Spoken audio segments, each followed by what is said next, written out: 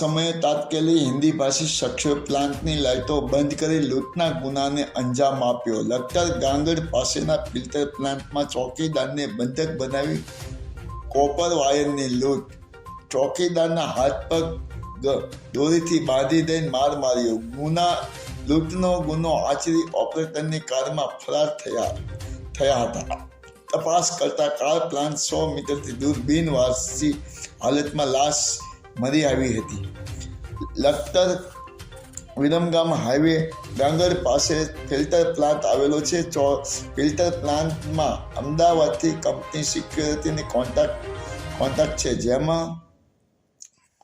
જેમાં વિઠ્ઠલગઢ દેવાભાઈ કુકડિયા ચોકીદાર તરીકે કામ કરે છે. ફિલ્ટર પ્લાન્ટમાં ચોકીદાર અને ફિલ્ટરની શિફ્ટ વાઇઝ ડ્યુટી હોય છે અને 16મી દેવાભાઈની નાઇટ ડ્યુટી હોવાથી તેઓ પણ સાંજના પ્લાન્ટે ગયા હતા, જેથી ખાટલાના આરામ કરતા હતા. ત્યારે મોડી રાતના સુમારે અજાણ્યા માણસો પ્લાન્ટ ઘસી આવ્યા અને ખાટલા સહિત દેવાભાઈને ઉપાડી પ્લાન્ટ પાસે ભાગે લઈ જઈ અને પંપના શટર પાસે લઈ ગયા હતા, જેમાં દેવાભાઈને પ્રતિકાર કરતા શખ્સોએ માર માર્યો હતો.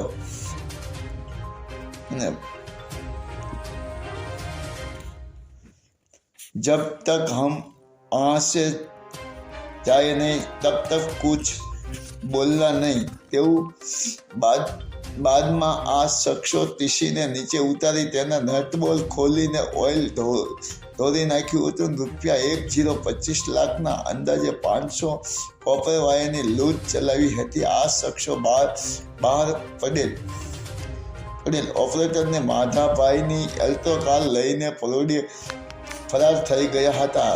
બાદ અલ્ટો કાર ગાંગડના રોડે 100 મીટર દૂર મળી આવી હતી અને બીજી શિપના ચોકીદાર અને ઓપરેટર આવતા દેવાભાઈને મૃત્યુક 108 સારવાર માટે દવાખાને લઈ જવાયા હતા.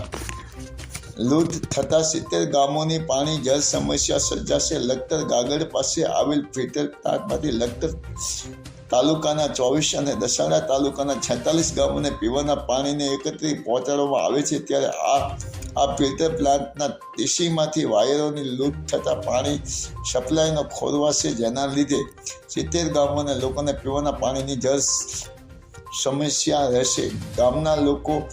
ગામના લોકોને પાણી માટે વલખા મારવા પડશે. માયાજાળ ન્યૂઝ ચેનલ, જયેશ ચૌહાણ, સુરેન્દ્રનગર.